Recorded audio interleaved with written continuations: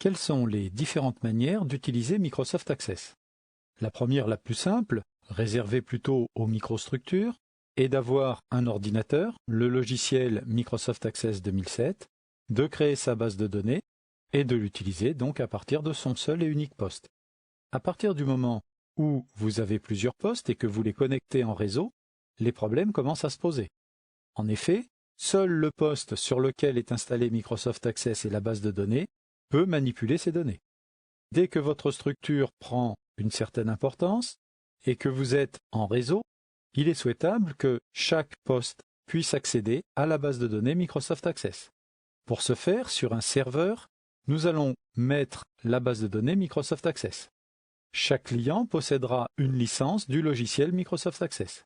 Dans la base de données située sur le serveur, il n'y aura que les tables. Dans les postes clients, il y aura le logiciel Microsoft Access, les formulaires, les requêtes et les états relatifs à cette base de données. Quand un des clients utilisera la base de données pour ajouter, modifier ou supprimer des enregistrements, les autres clients seront immédiatement mis à jour. Inconvénient de cette solution, il faut autant de licences Microsoft Access qu'il y a de postes.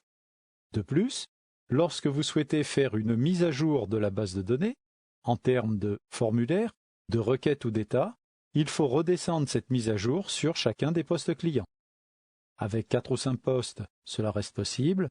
Avec plusieurs centaines de postes, ce n'est pas jouable.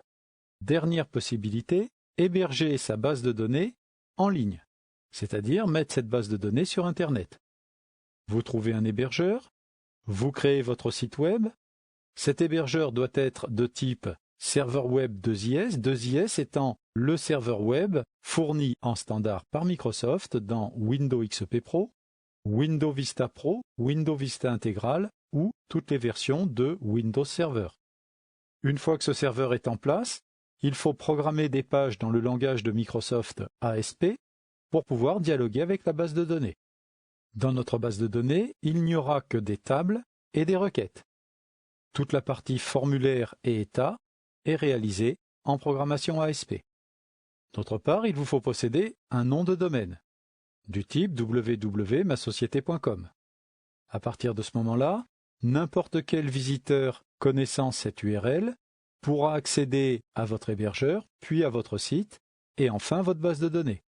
Vous pouvez laisser un libre accès à la base de données ou contrôler l'accès à cette base par l'intermédiaire de login et mot de passe. Avantage de cette solution, chacun des clients n'a pas besoin d'avoir le logiciel Microsoft Access sur son poste, puisqu'il se contente uniquement de manipuler à distance les données chez l'hébergeur.